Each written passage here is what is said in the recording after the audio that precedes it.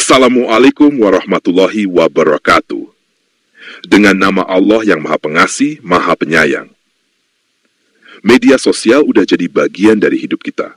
Mulai dari scrolling sebelum tidur sampai ke notifikasi pagi-pagi, kayaknya hidup nggak lengkap tanpa medsos. Tapi pernah nggak kita mikir, apa yang gue tulis atau share di sini bikin manfaat atau malah jadi masalah?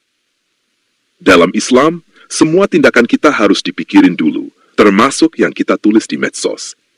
Rasulullah SAW bersabda, barang siapa yang beriman kepada Allah dan hari akhir, hendaknya ia berkata yang baik atau diam. Sayangnya, nggak semua orang berpikir panjang sebelum ngepost. Ada yang bijak, ada yang impulsif, bahkan ada yang nyesel sampai buru-buru hapus postingannya. Yuk, kita bahas gaya-gaya bermedsos ini, lengkap dengan contoh biar makin jelas. 1. Berpikir dulu baru bertindak. Ini tipe orang yang selalu hati-hati sebelum ngepost. Mereka bakal mikir dulu, apa ini bermanfaat? Ada nggak dampaknya ke orang lain? Pantas nggak buat dibaca semua orang? Contoh konkret, Tina mau ngepost opini tentang suatu isu politik yang lagi viral. Sebelum ngepost, dia cari info lengkap, cek sumber berita, dan pastikan opininya nggak mengandung provokasi. Hasilnya, postingannya nggak cuma dapat banyak dukungan, tapi juga membuka diskusi positif di kolom komentar.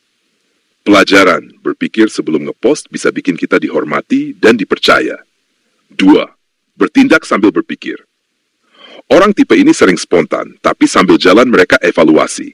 Misalnya, mereka udah ngepost, terus mikir ulang, dan kalau salah, mereka nggak segan buat revisi atau hapus. Contoh konkret, Rico ngepost foto di konser musik dengan caption, keren banget, tapi sayang crowdnya nggak teratur. Setelah dipikir-pikir, dia sadar kalau kalimat itu bisa bikin fans konser tersinggung. Akhirnya, dia edit captionnya jadi lebih netral.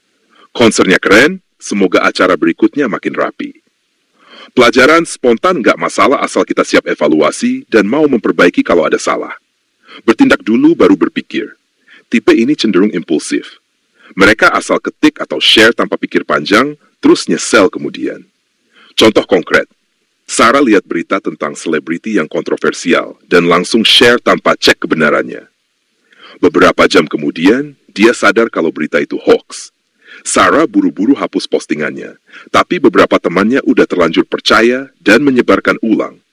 Pelajaran, kalau kita nggak berpikir dulu, dampaknya bisa meluas dan susah diperbaiki, meskipun kita hapus postingannya. 4. Bertindak tanpa berpikir sama sekali. Ini tipe yang asal ngepost tanpa peduli dampaknya. Biasanya mereka terjebak dalam emosi atau sekadar mencari perhatian. Contoh konkret, Bima habis ribut sama teman kerjanya dan langsung nulis di status.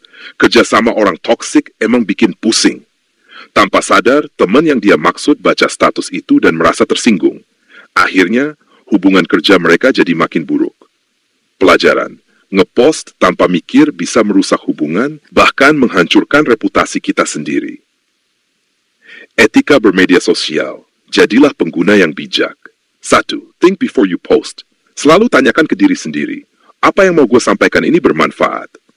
Contoh, kalau mau curhat soal masalah pribadi, mending pikirin dulu. Perlu nggak orang lain tahu? Kadang lebih baik cerita ke teman dekat daripada ngepost di medsos. 2. Sebar kebaikan bukan drama. Jadikan medsos tempat untuk berbagi hal positif. Contoh, Ali suka ngepost quotes motivasi, testimoni pengalaman belajar, atau kisah inspiratif. Hasilnya, banyak temannya yang terinspirasi dan menunggu postingan Ali setiap hari. 3. Hindari ujaran kebencian atau provokasi. Jangan pakai medsos buat nyerang atau nyindir orang lain.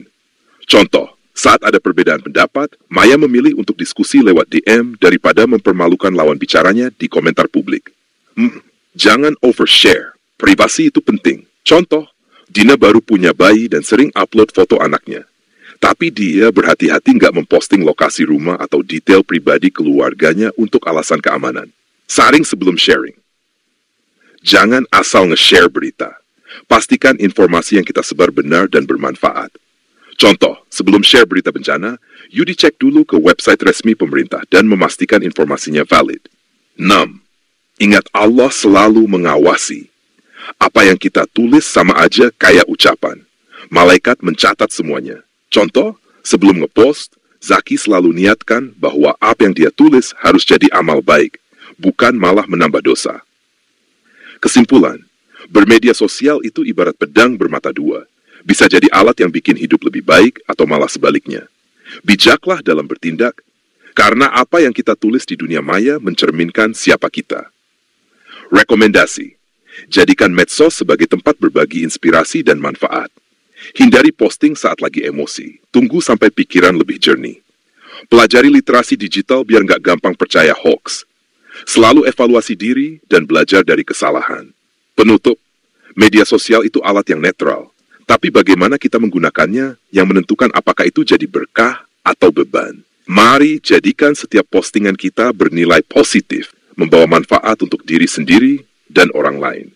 Alhamdulillahirabbil alamin. Wassalamualaikum warahmatullahi wabarakatuh.